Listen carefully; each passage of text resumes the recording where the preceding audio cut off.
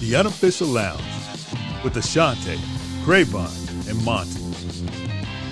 We're here to give you the insight into some of the biggest plays you remember, involving the people wearing the stripes. We look at the grit it takes to become an official, while exploring the history of officiating with the people who made it. It's more than black and white. All right, recording, y'all. All right. Are you making sure it's not on the cloud this time? I am. He's checking. You check. I hit the button last time. Hit the button. We were rocking and rolling. Right on. Where you in? You in Alabama, G? Yeah. You can tell by them wood panels.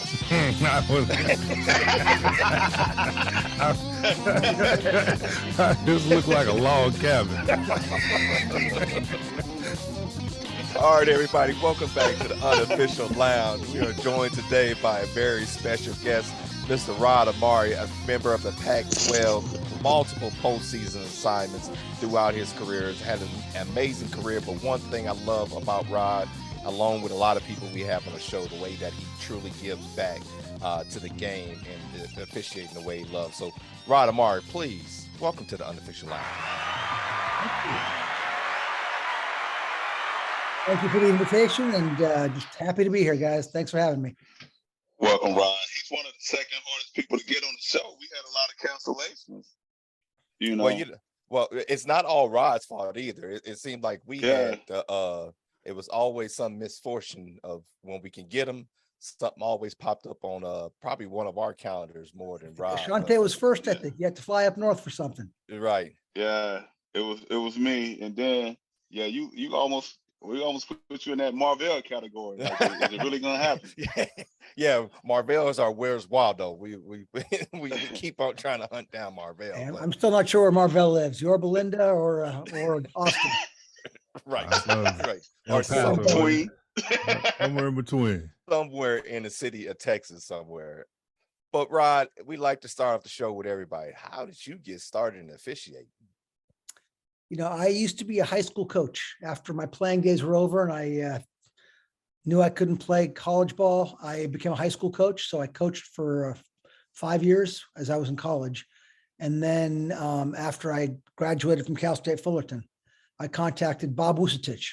If you guys know Bobby Woo, he was my high school history teacher. Oh, wow. Yep. Okay. He was the best teacher I ever had in high school. So I reached out to him and said, Bobby, I love football. How can I stay around this game? But I can't coach. I can't be at school at 2:00 to coach. He said, well, Rod, let me get you going. Here's a contact in Orange County, and here's how to get started. So Bob hooked me up with the Orange County unit, and just, started from there. Started doing freshman ball, and then, Pop Warner. You remember the old days when we all started? Oh, yes. Did Pop Warner and Junior All-American. I was working 6 games a Saturday. Had no life. Right. Football, and just slowly kind of crept up the ranks. So, Bob Wusatich was probably one of the biggest influences I have. I still talk to Bobby once in a while, but just luckily knew somebody and got slid into a position. So lucky. Wow. So when you started, were you married? Or you just coming out of college and stuff? Were you married or kids yet? Or Nope. Just single and going at it? Single and going at it. And it's unique. When I met my wife, we'd met in college, but we didn't start dating seriously until about 7-8 years after. And when we started dating, she was like, what's with this football thing? You're gone Thursdays and Fridays and Saturdays. Uh-oh. And it was made clear pretty early, like, if this is a problem, we probably shouldn't stay together, because I'm not giving this up. Right. And it was something that, she understood. It's a big sacrifice, and it was a very big sacrifice for a long time, until I started making some, how can I put this nicely? I was able to come home and give her a check that was worthwhile. Then it became money. Right. Straight cash, huh? Yeah. That $45 JV check wasn't working, huh? Right. Oh no, that was not cutting it. We did get a cup of coffee with that check, but you there was a couple zeros behind it. Right. You had to hold them all for the year and give them all at one time. Like, okay. Oh yeah. Here. Yeah, here's a weekend vacation in Napa. Wine not So- included. Right. Exactly. So when you're doing this, it seemed like so back then it was to get a varsity game. So how long did it take you to get a varsity game? I worked a varsity game my third season. So Okay. 2 years worked nothing but freshman and JC ball. And JV, I'm sorry. And then my third season, I actually got picked up on a crew. It was unique. Getting on a crew in Orange County was a unique situation because I was being interviewed for a crew position on a varsity crew. And I actually had to go interview, and I had a second interview and I had a third interview. And Oh, then I wow. committed to meeting with my white hat every Monday for lunch. And we went over high school rules all summer. And you had to buy him lunch? Oh, no, he bought me lunch. Well, hold on. It's a lot different than, the younger officials that's realizing now, hey, they just signed up and they get in a varsity game that year. You had 3 interviews and then had to commit to lunch every Yep. Monday for high school. Yeah, and that was it. It was me and another guy, and we were finalists, and that's how it was. And I mean, it's unique. Things are very different now. When I started about, I think my 7th or 8th year, I joined the college unit, and you had to sit in the college class for years before you got a game.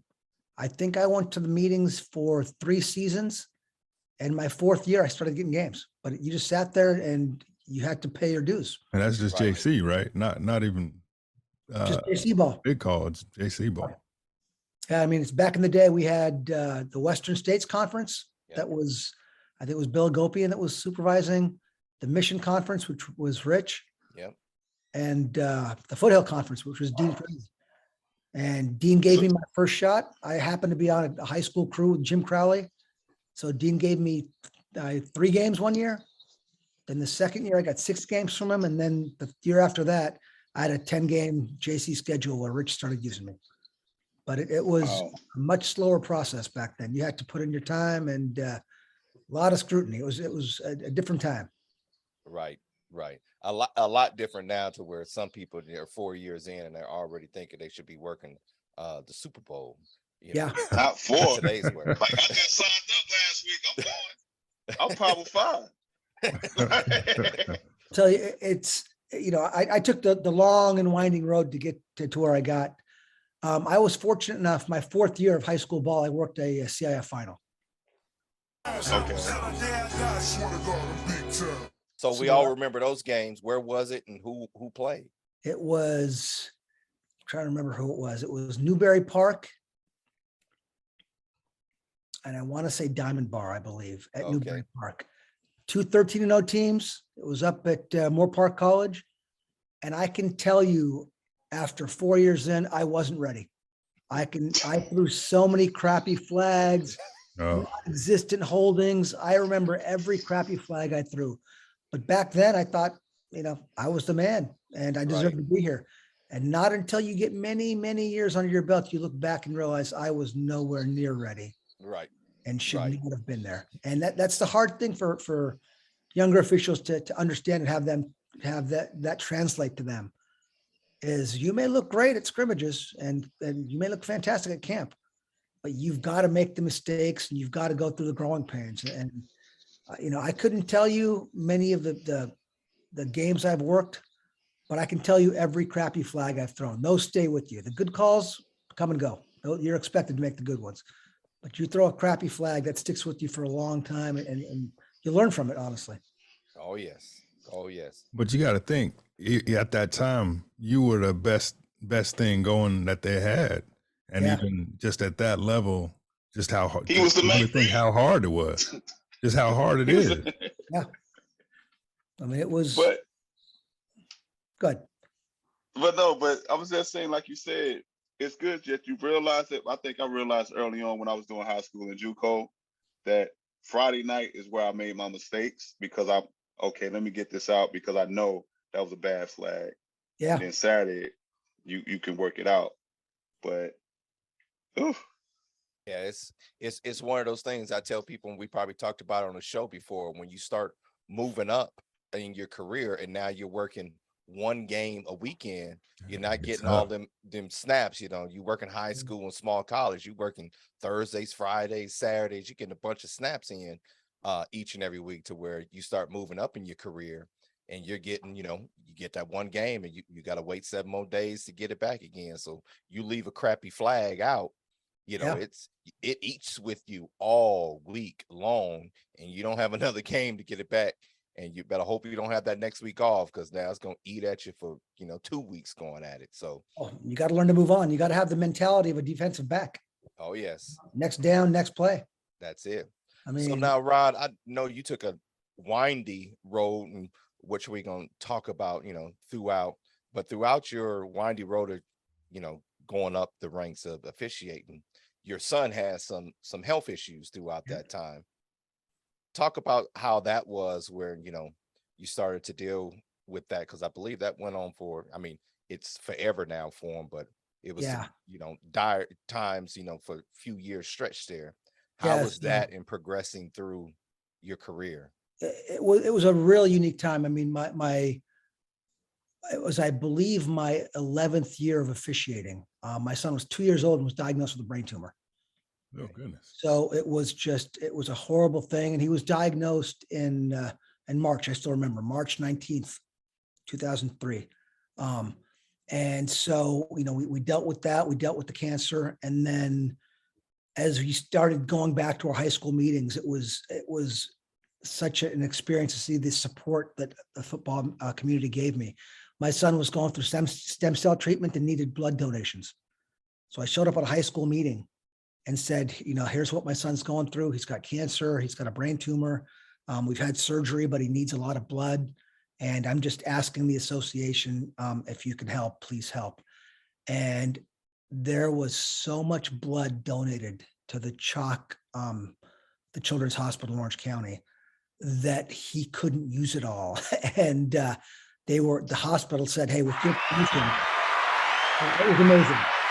And with your permission, we'd like to start donating the blood to other patients that need it. So, I mean, it just showed me the support that I got from the football community, and it put life in perspective. It put games in perspective. So I'm going to move on to 5 years later, after we thought he was done. He relapsed. 5 years later, 5 years and 3 months after the first diagnosis, he relapsed again with another brain tumor. At the time, I was working for Buck. So now I'd just broken into 1AA ball. I was working for Buck. Gary McNana, who supervised at the time Cal Poly, UC Davis, and Southern Utah. Right. So now you're traveling a little bit. Now I'm traveling. And now during football season, my son relapses. So I called Buck, and what am I concerned with? Getting my game covered. My son's got a brain tumor. Right. I'm worried about my game. So I called Buck and I said, hey, I can't go to, it was Southern Utah. I can't go to Southern Utah. My son had a brain tumor, totally broke down. I mean, get emotional thinking about it. I broke down crying, told Buck what was happening. Said, don't worry, you take care of your son. So we went through, back to the hospital, had brain surgery again. So I think I called Buck on a Wednesday.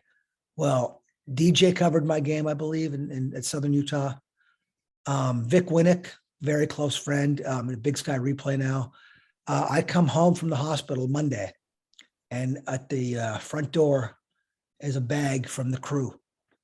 It's a signed football. All the Southern Utah football team signed a football, had T-shirts, programs.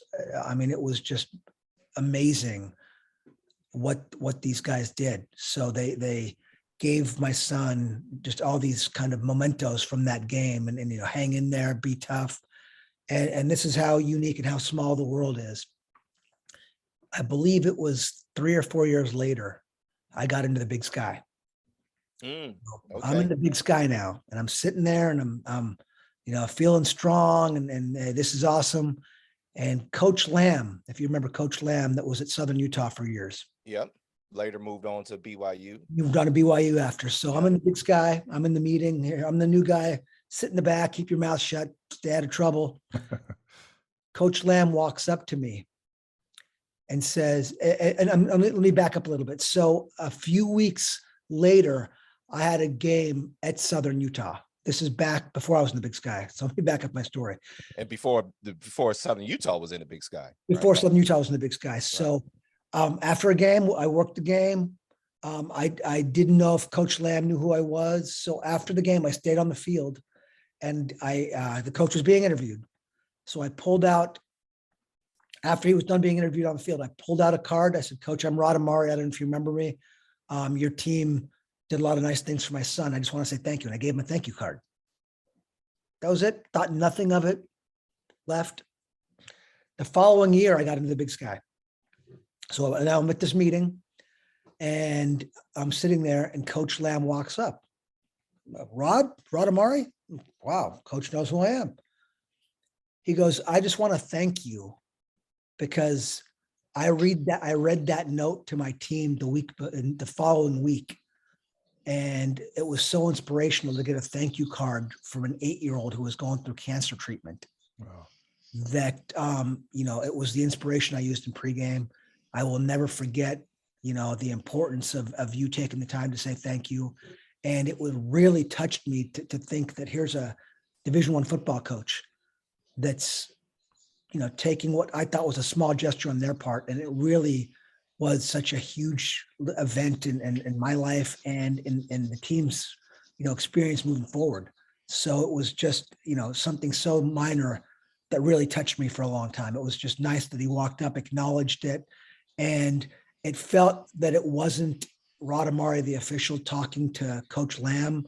It felt like we were actually friends at that moment, and we were connecting on a human level. Wow. And without football, I would have never had that experience. It was, the things that football has brought to my life and my family's life. It's amazing that how these little things touch us for a long time. So now your journey continues on. Your son is in good health, but throughout all of this, you're still on the field. You're dealing with your son. You have a demanding job as well. Being a federal agent is not like you are, just showing up and delivering pizzas Monday through Friday. You have a very demanding career away from the football field. Yep. How did you maintain that focus each and every week when you had to go out now and work these games, and your football career is progressing now? It's funny to think about it, because it actually made me a better official, because what it did is it let me put football in perspective. So I was no longer really nervous about things. I was no longer uptight about things, because it was just football. As a coach is yelling at you, hey, I might have kicked a call here, I might have kicked a call there, but you put it in perspective, because what can be worse than losing, having your kid have cancer? Right. So it made me a better official, because it really grounded me. It made me more approachable by coaches. When the coach would yell, I would let him, tell me what he had to say. I didn't have the short fuses as an official that I had as a younger official. Some of the things I said as a young official before camera phones were everywhere would have gotten me. But it really just allowed me to be more grounded and more focused. And I think what I do in work, I'm in law enforcement, as you know. I'm enforcing federal laws, and on the football field, I'm just enforcing a rule book. And it has a lot of parallels where you get yelled at in law enforcement, you get yelled at on the football field. So, and then having, something happen to a family member that was so major, it made it easier to officiate, because it put things in perspective that it's just a game. So it made it a little easier for me to deal with things. Right. And we're able to keep that focus. So now you're in the Big Sky. While you're in the Big Sky, you were able to experience, which I think is, all postseason games are tough to get, but working a national championship at the FCS level is tough, because there's a lot more different conferences that's all going into the pool and everything. How was that experience? Where was the game? Who played? Tell us all about it. What year was that for you in the Big Sky? It was my second year in the Big Sky. Oh, wow. So you can imagine a second year official getting a national championship, and everything's got to line up. You've got to have teams from your conference that don't advance very far. You got to have a good year yourself. You got to have the boss have trust in you. So my second year in the Big Sky, it was Sam Houston versus North Dakota State. North Dakota State was undefeated. Sam Houston had one loss. It was at Frisco, Texas. And I was fortunate enough, Doug Toole was the supervisor and assigned me the game. And it was one of the most amazing experiences of my life. And it's funny how we circle back. The replay official, because we didn't have replay in the Big Sky, but we had replay in playoffs for FCS. So the replay official for that game was Bob Vucetich, the guy. Oh, Bobby Woo. your favorite high school teacher. Yep, best high school teacher in the world, and then one of the best friends. And to be able to walk into the stadium the day before the game and walk on the field with Bob Vucetich, and I'm looking at him going, Bob, I'm here because of you. Right. The person that introduced you to the game itself, or introduced you to officiate. Now you're at the highest spot that you can get at that moment of your career, and you're walking in with the guy that introduced you to it all. It was amazing. So did you learn from your CIF experience? I learned big time from my CIF experience. At that point, I was heavily in, it's got to be big. And it's got to be so big that we were letting a lot of little things go, but it's got to be huge. And the bigger the game, the bigger the foul's got to be. So at that time, Rod, is the Big Sky kind of where you thought you were peaking, or did you think that was the Pac? Did you think Pac-12 was coming right up down the train tracks? We all have aspirations, and I did want to eventually work in the Pac-12. And I'd been applying to the Pac-12, but it was still a Pac-10. I'd been applying for years, but I was honestly, I was so happy in the Big Sky. It was a great conference to work in.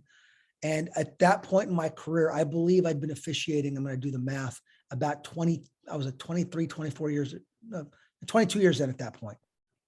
And I just told myself, this is a great place to be. And I am more than happy if this is where I spend the rest of my football career. I was ecstatic, and mentally, I was more than happy to get there. And the year after I decided this is where I'm going to be, I got the call from Tony Carani to go to the Pac-12.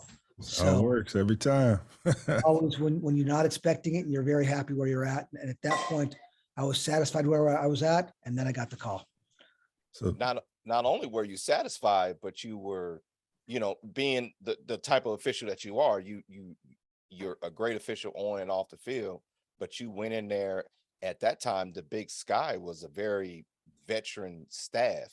Doug Toole didn't make too many changes each and every year. It was, little pieces here and there, but he never made any, big, huge changes. So to come in year two to get assigned the national championship game, that's a tremendous amount of respect that a supervisor will have with the type of staff that he had you coming into. I was blown away. The quality of the officials in the Big Sky and the people I was looking around the room was amazing. I mean, I think everybody else on that field had, 10 plus years in the Big Sky. Right. And it was Greg Wilson was on the game, Bobby Holloway, Bob Guerin. I'm sorry, that was Bob Guerin. It was Terry White. I mean, the experience around me alone blew me away. It was just amazing. And I was treated so well. I mean, it's like everything else. It's somebody above you that reaches down and pulls you up. Right. And every step of the way, somebody has reached down and helped pull me up. I mean, I started working for Buck. This is a unique story going back to working for Buck. Robin Hall, if you guys, Robin Hall. Oh yeah. We know Robin. JC Ref. Yeah. Robin at that time was in the WAC, correct? Well, at some point in time was in the WAC. He got hired by the WAC. Yeah. Buck said, give me a name. So Robin said, you should look at this guy, Rod Ammari. And at the same time, Bobby Vucetich told him my name. And at the same time, Greg Wilson, who's in the NFL now, said, hey, look at this guy. So Buck called and said, yeah, I'm going to take a look. So Buck, Robin helped me get pulled up by Buck. And then when I was trying to move up from Buck, Buck helped me out, and Tony Karenni was very, very influential in having Doug Toole hire me. Doug didn't know who I was. I'd been to the Big Sky Clinic a few times, but it was when, Tony Karenni called and said, take a look at this guy. I was hired, and it was real unique. I got hired with Jeff Young from down in Southern California here. I've gotten Okay. Big Sky yeah. for some time. We Yeah. both got full schedules. It was unheard of before not to split. Right. Wow. Right. We got into the Big Sky and got So, full schedules immediately. Yeah, we know about splitting. so Yep. You know about that, don't Only you, you, Monty? Monty. You know about that thing. only- Be happy though. Be So- happy. I love it. Love it. So when you're trying to make this transition though, that you didn't have to go to a camp. It was just word of mouth and just what spring games or spring practices or whatever you. That was it. That I had gone to a couple of clinics. I'd gone to Reno back in 2007. I'd gone to a Reno clinic, and I'd gone to West Texas a couple times. But back then it was word of mouth. It was going to scrimmages, going to clinics. When Buck hired me to work for him, he invited me to the Cal Poly spring game and flat out said, I won't be there. So it was me and 6 guys that were already working for Buck. And he called me back and said, hey, I heard good things. If you want to come up, I'm going to be at the UC Davis spring game. You want to come up and work, come up and work. I'm not paying for it. You're on your own. But if you want to get in front of me, come on up. So I flew up to Davis, worked the spring game, and was thrilled. And that's how I got hired. Smell some of that cow pastures as we Oh. work this. That was in the old stadium too. It was before they had that stadium. It was in the old field. Woo. But yeah, it was all word of mouth. I mean, now good luck getting hired without going to a camp or clinic. But back then it was straight word of mouth. Well, but Now, that, now, if I remember too, not to cut you off, Right. Monty, but if I remember too, Rod, throughout your career, you had your son work. You also had you ripped your Achilles at the West Texas camp, didn't you? I did. I was working West Texas, had a great camp. I believe I want to say it was 2008. Walt Anderson had just noticed me. I'd made a good play at the goal line. Walt came up, we talked for a little while. He took my information down. And then 3 plays later on a whopping 1-yard gain, I stepped to my left, came in to give a spot, and my Achilles blew up. Complete rupture. Complete. And I'm laying on the ground. And I don't know if you've been around somebody whose Achilles is ruptured or torn. It sounds like a firecracker goes off. Oh wow. There's That a only you hear, right? oh yeah, big snap. I hit the deck, and then Walt says, "Did you hear that?" I said, "I felt that," and I reached down to my Achilles and started feeling, and there was just a bunch of mush. My muscle had already balled up in my calf, and that's how the camp ended for me. The unique thing, and this is how we're all crazy people. What we do, we're crazy. Yes. So it's. And I remember these dates are burned in my head. It was May 25th. I'm a federal agent. I carry a gun for a living. And the first thing I said to the trainer was, "Can I ref football?" In September. And he goes, "It's going to be tough." So kind of a little side story. I called my pediatrician, who happened to be the U.S. team, Olympic team volleyball doctor. I called him from the locker room. He goes, "Hey, I've got a friend who's an orthopedic surgeon. He's going to call you." So the surgeon calls me on the phone, asks where I am. Hey, I'm in El Paso. I fly into John Wayne tomorrow. He goes, "Well, my kids are going to be at Dominguez Hills, the velodrome.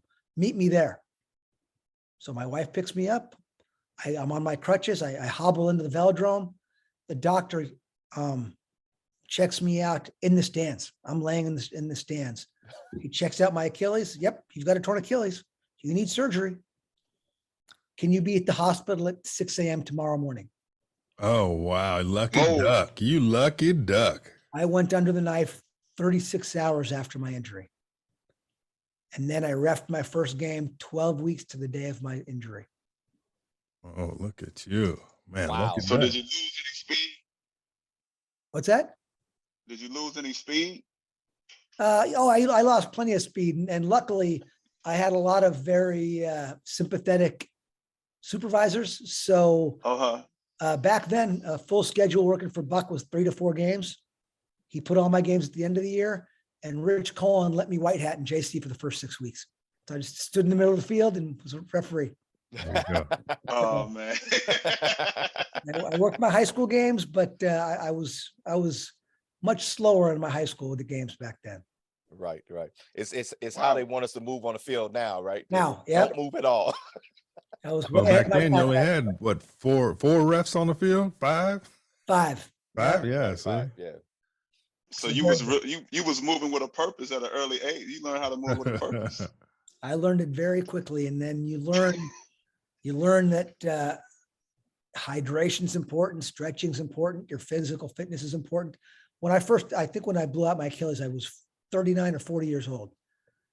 So back then you did whatever you want. You didn't think about these other things, but then you start to realize how much more important they are, how important sleep is to officiating. Yeah. And even now I carry snacks in my pockets between quarters, and I'm getting protein in myself between quarters. So in the fourth quarter, you got to make a call. You got to be mentally strong. You got to be mentally quick and sharp. And without feeding your brain, you're not going to be there. Yeah. Especially in a hot summer night Oh yeah. in Phoenix, right? When it's still Exactly. 102 at 9 p.m. Yep. You gotta love it. That's 102 to 9 They, a.m., Jack. hold up. On those games, you guys get hold up. No, don't talk about those rich people problems. They give you guys stuff at those games. Man, you keep thinking that these different levels give us something. See, I keep telling all officials, don't worry about what they feed us in the locker room. Just how do you secure us to and from the game, and what do you pay us? That's Yep. all we need to worry about. But they give you I something. I could bring my own food. I could bring But my you own don't. snacks. I do. But you don't. I do. Yeah. But you just keep on in the chitlin circle and you'll be all right. But so now, Rod, you get the call from Tony. When did it happen? Where were you? Who did you call first afterwards? So I had just gotten home from working out. I was in the driveway of my house, and the phone rings, and I look down and it says Tony Crenney. And at the time, I knew I was, again, this is how people pull you up. PT, Patrick Turner, had just gotten into the NFL. And I'm trying to remember, Ed Walker. Ed Walker that same year. Yep. Sean Hockley. Yeah, that's right. Sean went in the same year. 3 Southern California names that went to the NFL. So now there's 3 potential openings where they can hire local guys from Southern California. So I look at my phone, it says Tony Crenney, and I scream yes, and I give myself a fist pump before I even answer the phone, because I know what's going to happen. Whoa, hold on. You got Tony Crenney's number? How about we start there? He's an Orange County guy. He saw Tony probably at some high school meetings back in the day. Well, it's funny. Back in he the was day, going to the Long Beach meetings. I went to the Long Beach meetings for years. Okay, Who were the instructors in Long Beach back then? The JC instructors. Yep. Tony Crenney, Yep. Carl Cheffers, Yep. Bob Vucetich, and Al Granado. Yep. That's who led that unit. And I'd sit there in meetings every week thinking, people pay thousands of dollars at clinics. Oh, to yeah. listen to these guys. Absolutely. I'm paying $50 a year to be part of this unit and listen to these guys talk. So, it was just amazing. And Monty, the reason I had his number is that I talked to him for years when the Pac-10 became the Pac-12, and there was kind of the purge where lots of guys came over from the CFO West. I think I was on the bubble right then. And I know Tony had a lot to do with me getting into the Big Sky. So I talked to him, I thanked him, and we'd stayed in pretty regular contact. Tony is such a great man with being willing to look at plays for you. So I maintained a friendly contact with him there. So when my phone rang, I kind of had an idea what was happening. And at that point, I had told myself, it's this year or it's never happening. Oh, that's the thing. That's the theme around here. That is the theme. He didn't give up, Monty. He wasn't give up. He wasn't in tears and calling quits like you were, Monty. He was walking on the edge. About to jump off that cliff.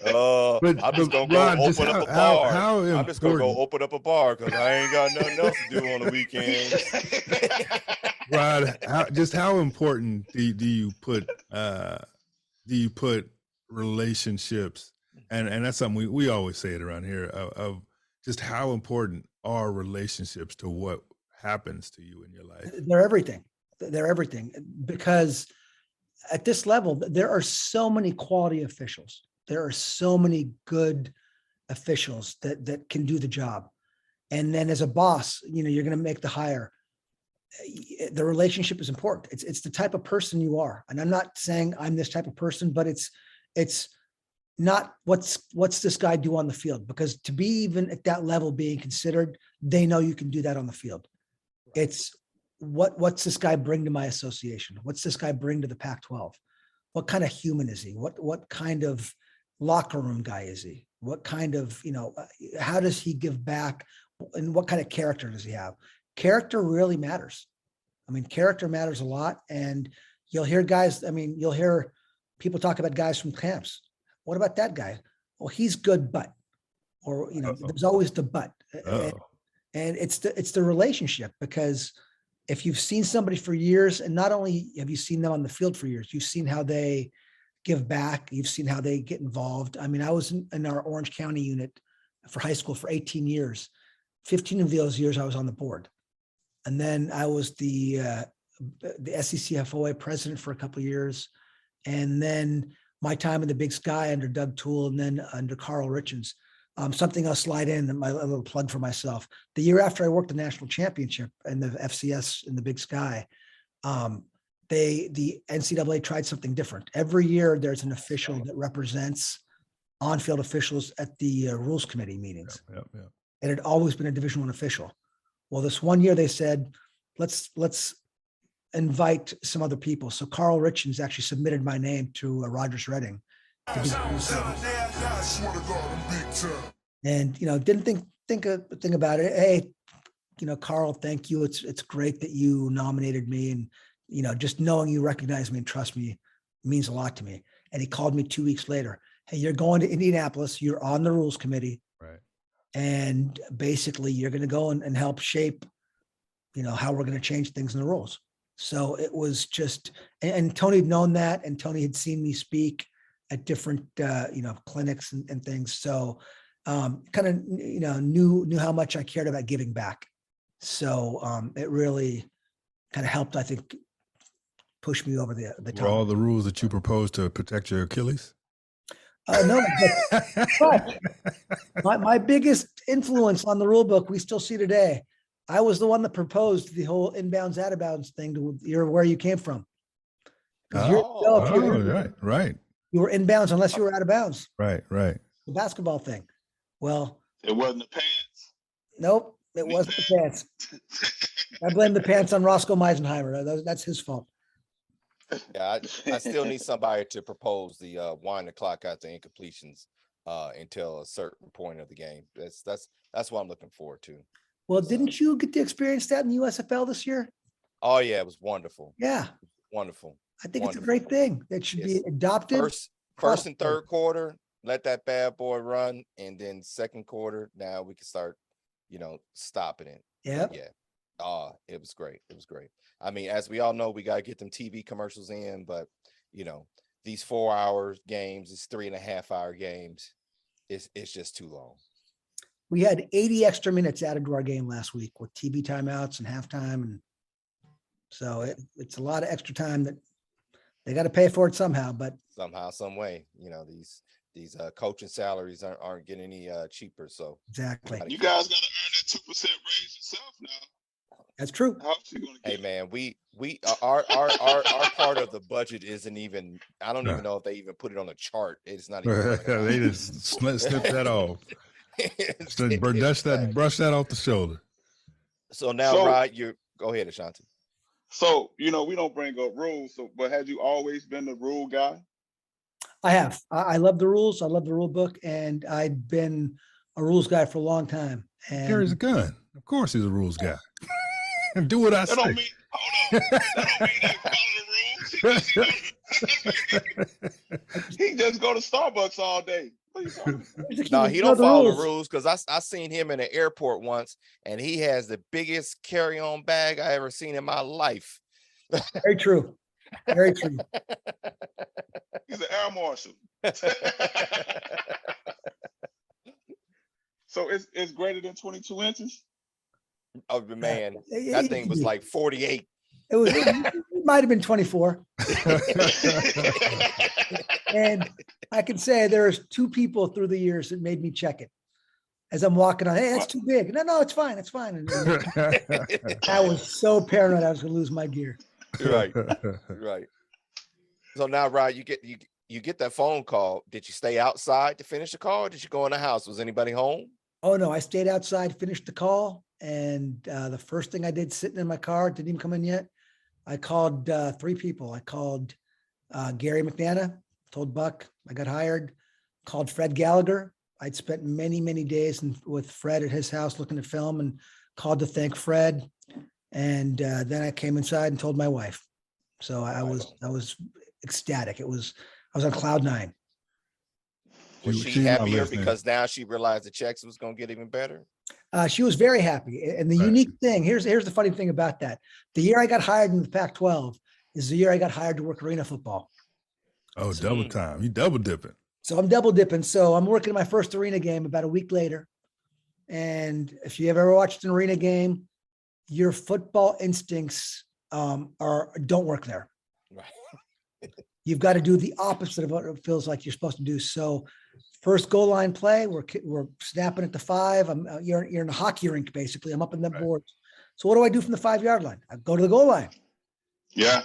Yeah, you don't do that in arena. So the ball carrier gets the ball and he's running straight at me. Oh yeah. And there's nowhere to go. And he just knocks me on my ass. And the first thing I'm doing, I'm laying on the ground. I go, I just got into the Pac-12 and I just blew out my knee. This sucks. And luckily, nothing was hurt. Everything still functioned okay. But at that point, I realized, okay, you've got to let the guy across the field from you make the call on these things. So it was a reminder to, be careful and don't hurt yourself before you get to the real season. So. Right, right. It was no diving for pylons in the arena game. So No. no reason to rush to the goal line, right? And you can, if you've seen me on the field, I'm kind of, what's the right term?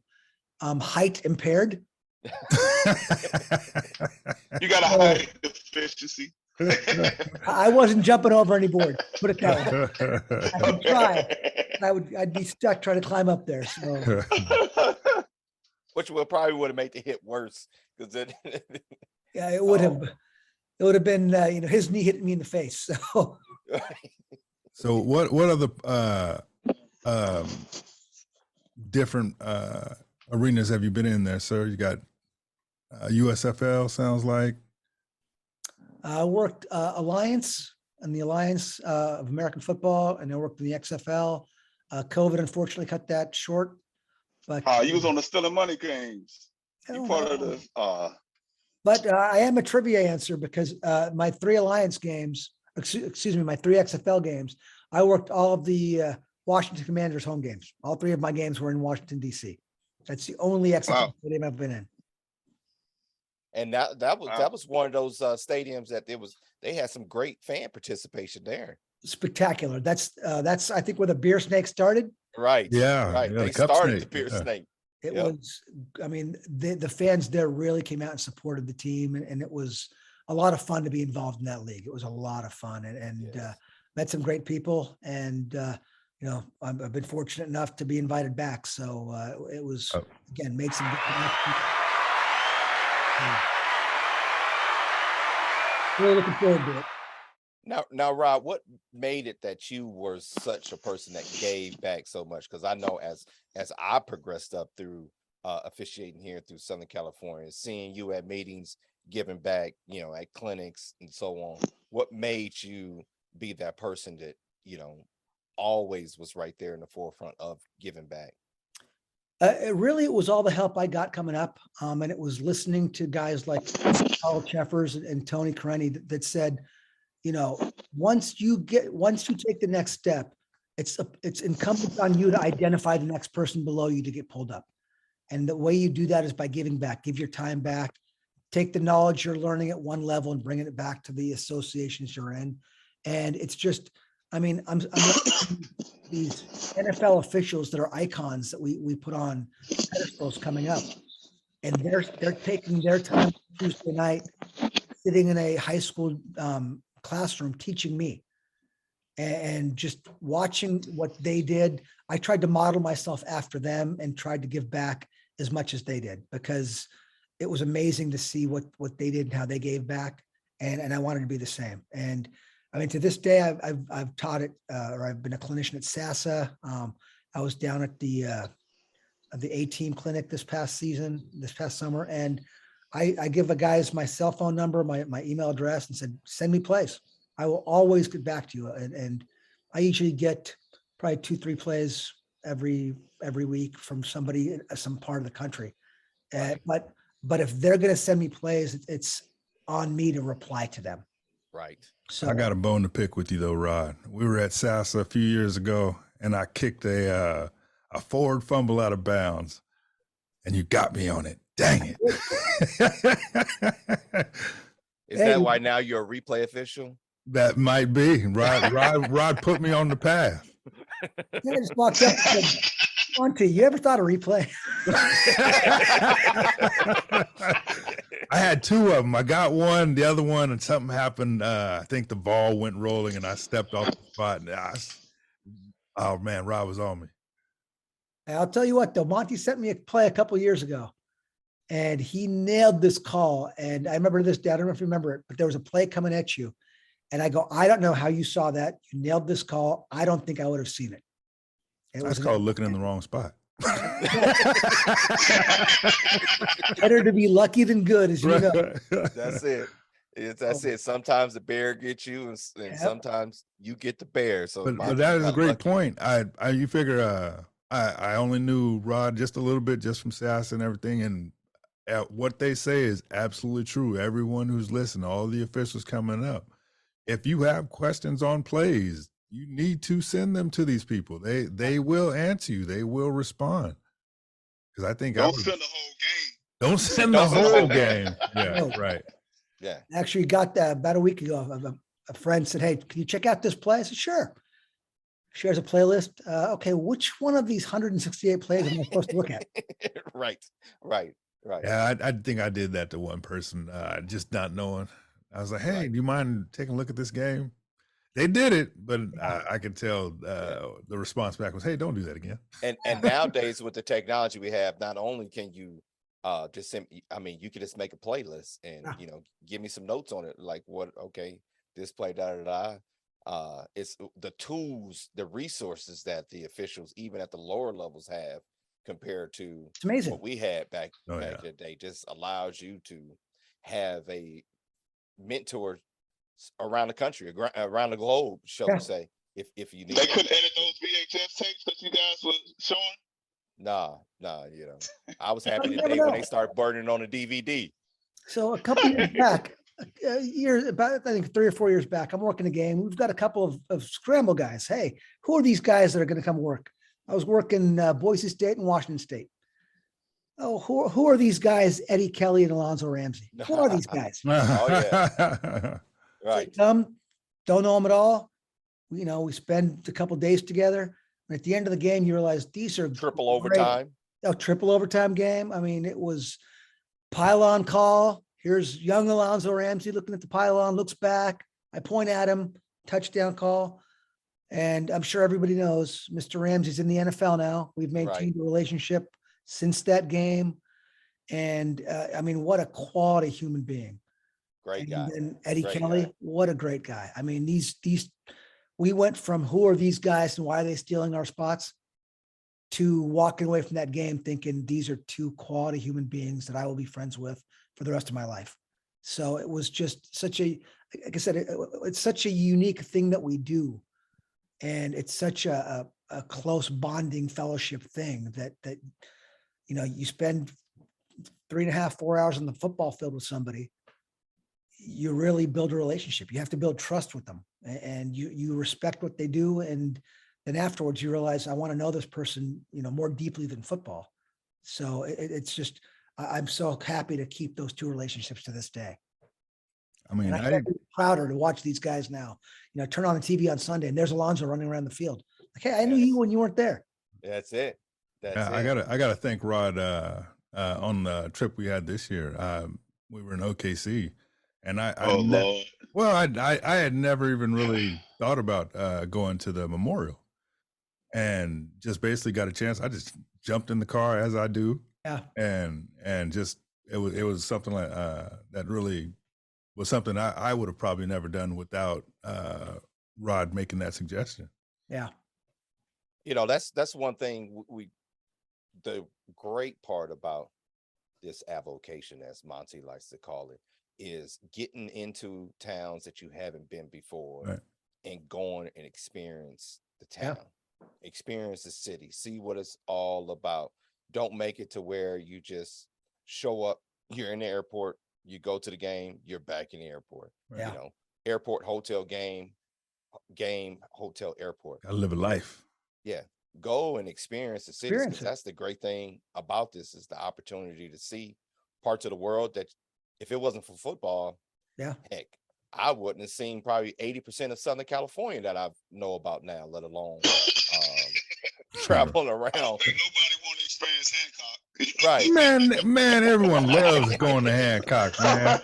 But you think about it. I read a statistic once that most people never live more than like 11-mile radius from the house they grew up with, and they never travel more than 50 miles outside of that radius their whole entire lifetimes. And we're talking about this is in America, Yeah. where and it's crazy that, You get I comfortable. mean, we have been able to get what this avocation, Monty, allows us to do is, we're hopping to different cities and states every single weekend.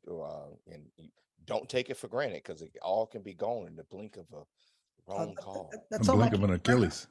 Yeah. I mean, my kids remember that. They don't remember the games. Right. They remember, hey, that, we ate here in New Orleans, and hey, this was cool in Orlando. And I mean, the biggest takeaway, my second year, I was working a bowl game in Houston, and Joel Wetzel, great Big 12 official, was one of our hosts, and he took them to the Texans locker room. All my kids remember is pictures with JJ Watt's locker, and they got free Gatorade. That was the takeaway. Gatorade. the free Gatorade. That was it. Never mind the dinners and the Right. football game. And hey, you got to see, Patrick Mahomes play against Leonard Fournette. No, Nope. doesn't matter there. Right? I got a Gatorade. Right. So coming into the pack, how was your first time going to the Coliseum? That first game at the Coliseum for you then? It was magic, being a Southern California kid, and just, going there as a kid, going to watch football games there, coming down that tunnel, you get goosebumps. You just come down that tunnel, and you're like, it really felt like I had made it. Like I've accomplished my goal.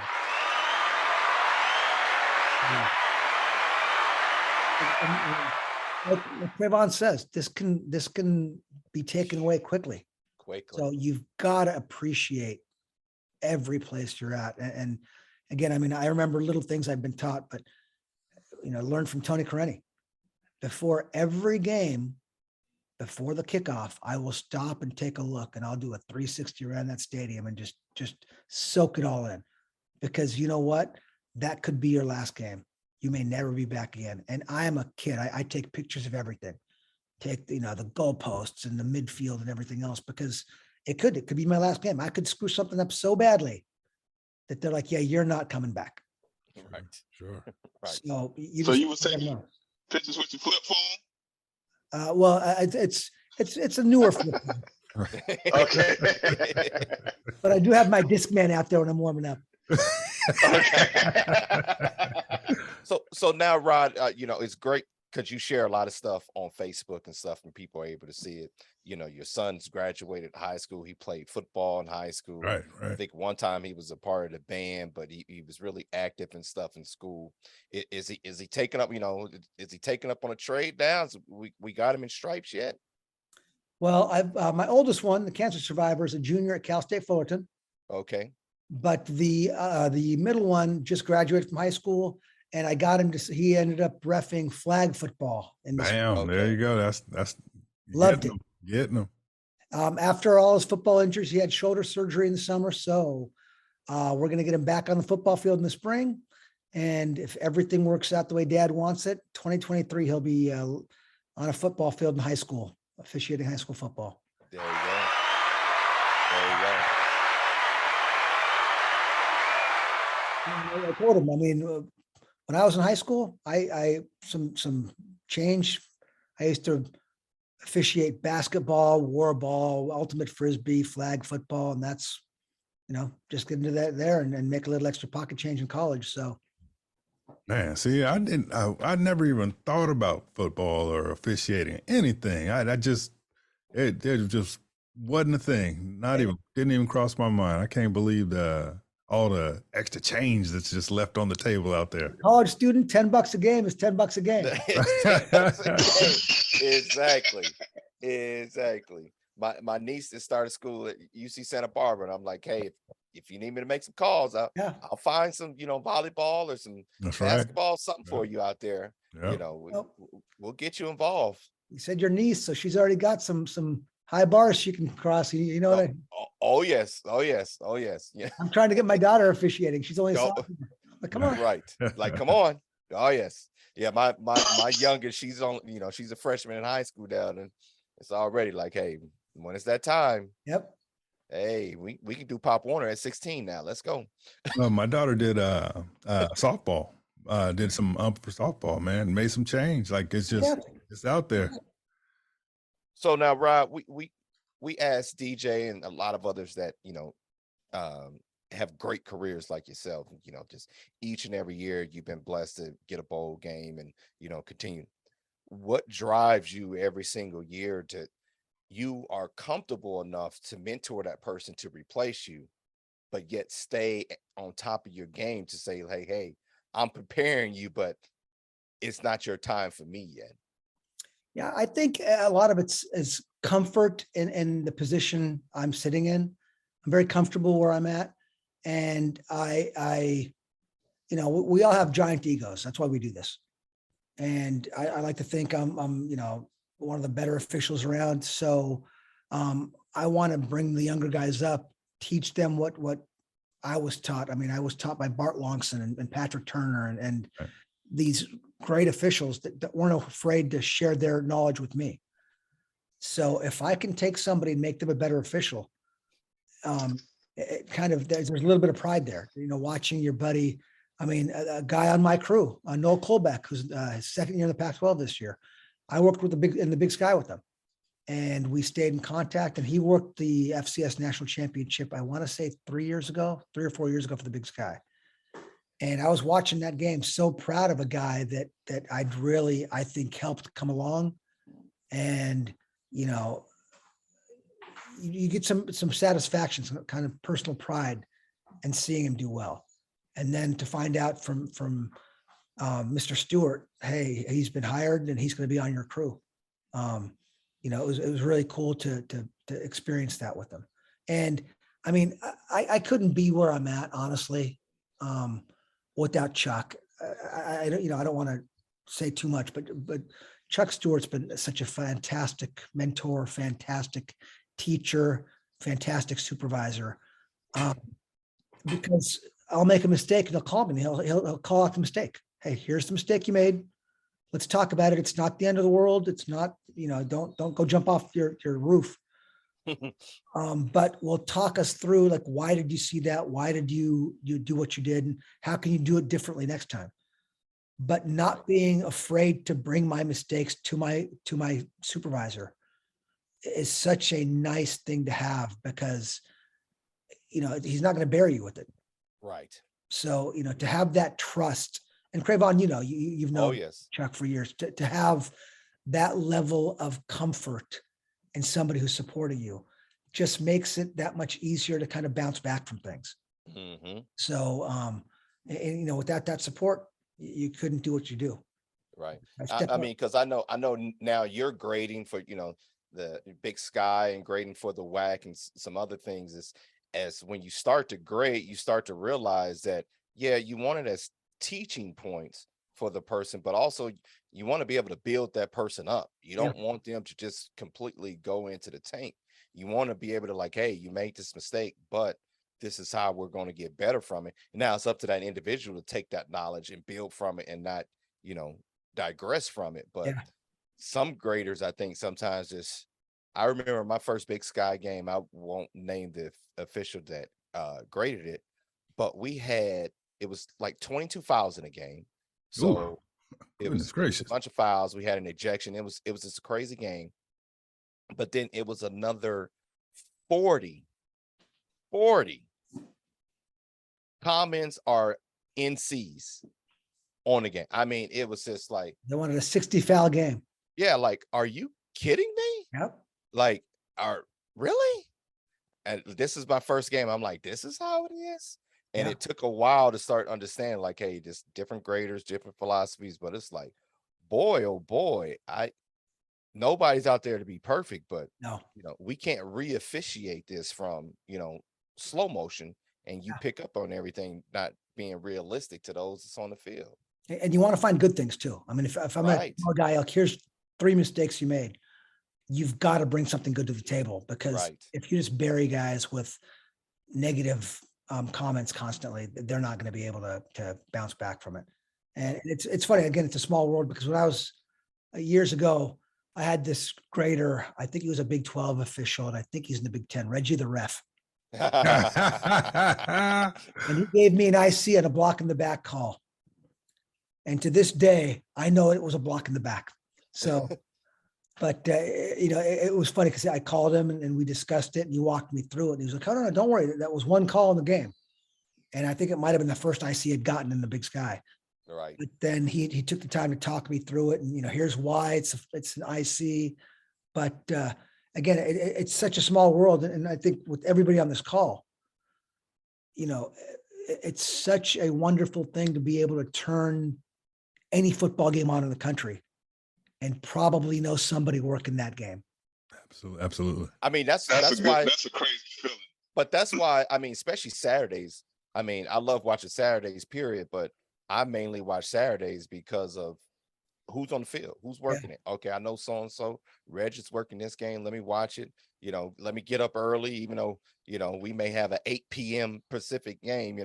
We're still up at 9 p.m. after college game day. Like, okay, who's working where are my friends working? And that's why you're watching the game. Oh, last week I was in my room. I had 5 of my crewmates in there. We had the Pac-12 network on the computer and a Big 10 game on. Right. Some of the Big 10 guys, but if there's a Pac team playing, we're going to watch that, because you want to watch your buddies.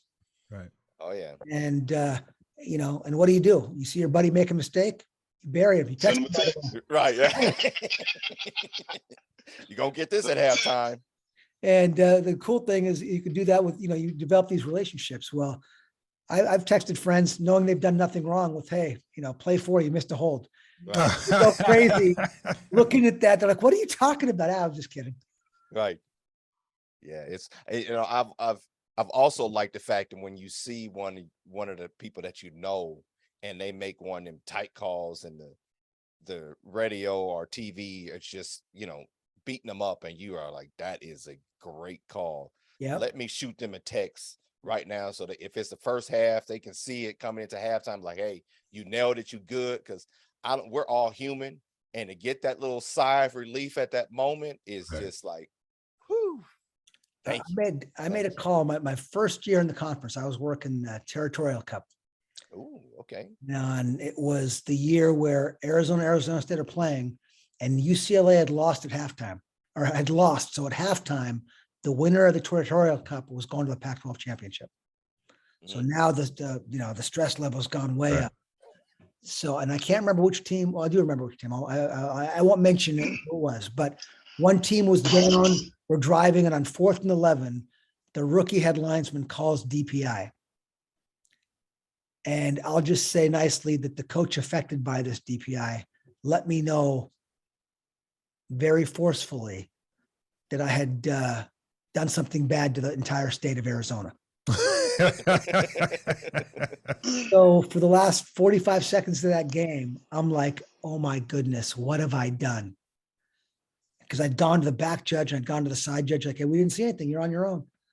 So I get to post game and I look at my phone, and my supervisor at the time, it was Derek Bowers. You nailed that call. That's all he said. You nailed that call. And that was the greatest feeling in the world at that point. All that stress just dropped off your shoulders because, again, somebody watching the game, here's an NFL official who's watching a college game, and just those 5 words, what was, that meant the world to me.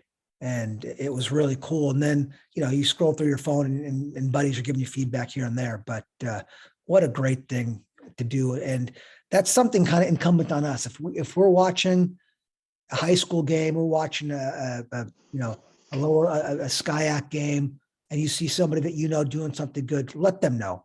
It's really important to let them know that they're doing something right. And again, Cravon, you're just a dude to me, Monty, Ashante, you're just friends.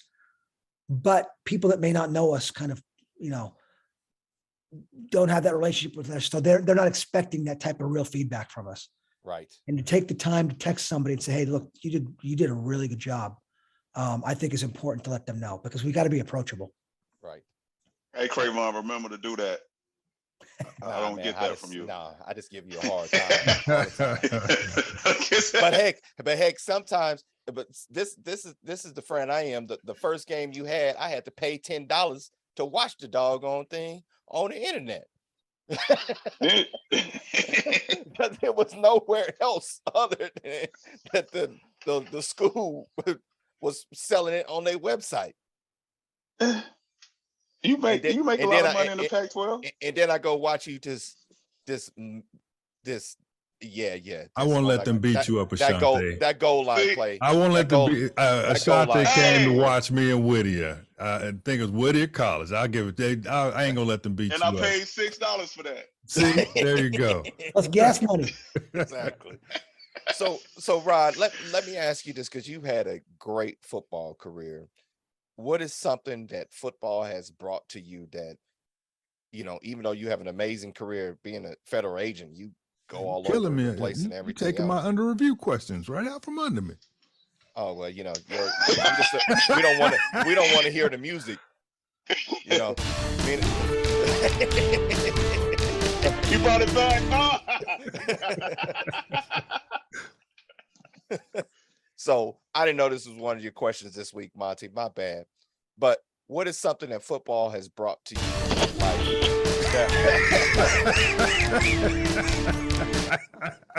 I can't. This is why it's unofficial, people. I wasn't ready for that one either. Well, go ahead. Are you gonna let me finish this time? Absolutely. All right. He's gonna play the music.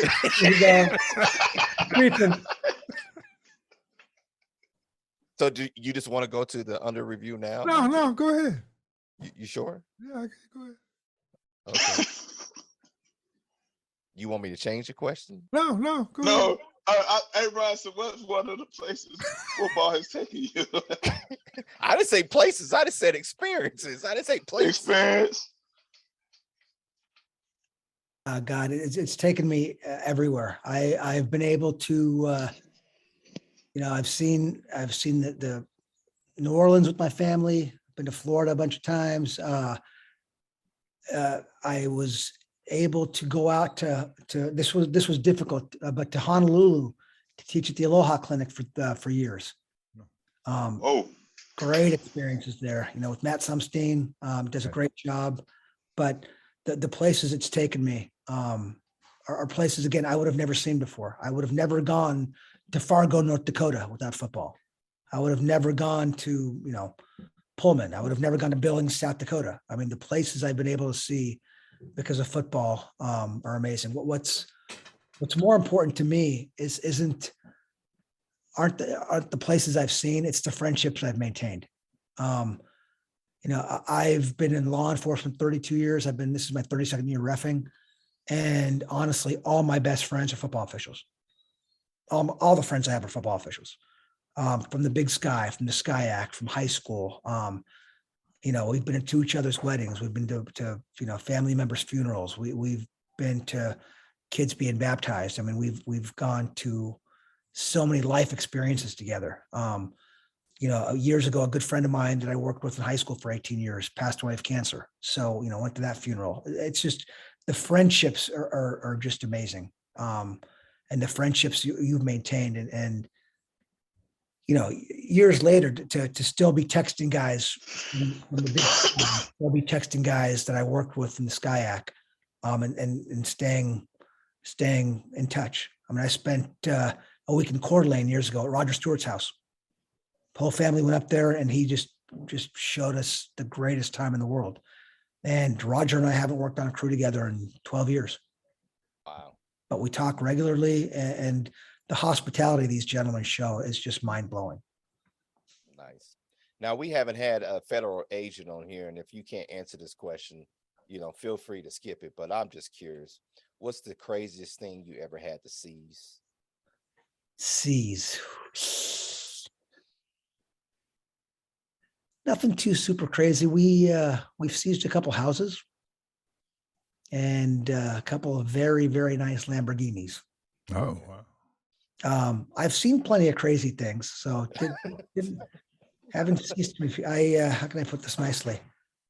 There was a gentleman, and there'll be no names, but there's a gentleman I ended up arresting and executing a couple of warrants at his house. I ended up seeing his wife, who was in her 60s, in the nude 2 different times. And that was not an experience I was expecting. It was kind of shocking. Okay. First time was shocking, but the second time was more shocking. So that was something. I don't know where you was going with that. I didn't either. I thought you was about to say you was behind a white Bronco. Oh, no. I was watching the NBA finals that day. He was like, why did y'all cut into the game? You saw Patrick Ewing miss a finger roll. Okay. All right, Monty. I took one of your questions, man. I apologize. That's all right. That's all right. We'll keep it to one question. All right, Rod. All right, Rod. What do you think of when the R says the previous play is under review? I'm just wondering what my line judge screwed up.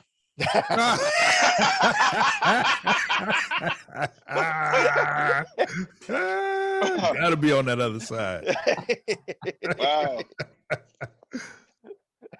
Oh, I love it. See, Rod think like I do. Like, I don't know what they're looking at. Hey, I put my own plays into review. Something happens in front of me. Hey, you guys better take a look at that.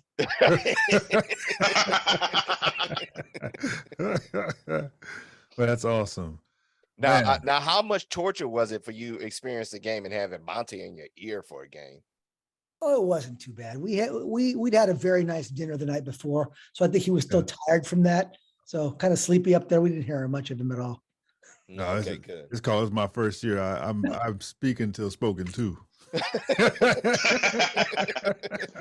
can't do that as a communicator. You got to speak. Fantastic job. Don't lie to him on the show. Don't lie. Do we have any replays there, Monty? I don't think we had anything official. I think we had one a fumble. Yes, we had a fumble. Yep, and a potential targeting that you guys looked at real quick. Yeah, that was it. Yep. Nice. Well, Rod, we really appreciate you, taking the time, adjusting your schedule, and joining us on the Unofficial Lounge. I hope you enjoyed it as much as we did, and have a great rest of the season. And we look forward to having you on the show again. Great. Thanks, gentlemen. Thanks for having me. Rod Ammari.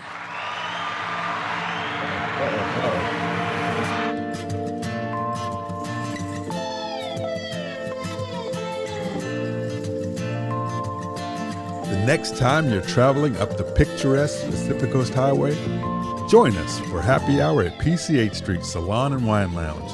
The heart of the Pacific Coast Highway is in Lompoc, California. Thank you for listening to this episode. Remember to please like and subscribe, as the Unofficial Lounge is available on all your podcast streaming outlets, including Apple, Google, Spotify, and Anchor. We look forward to you joining us next time in the Unofficial Lounge.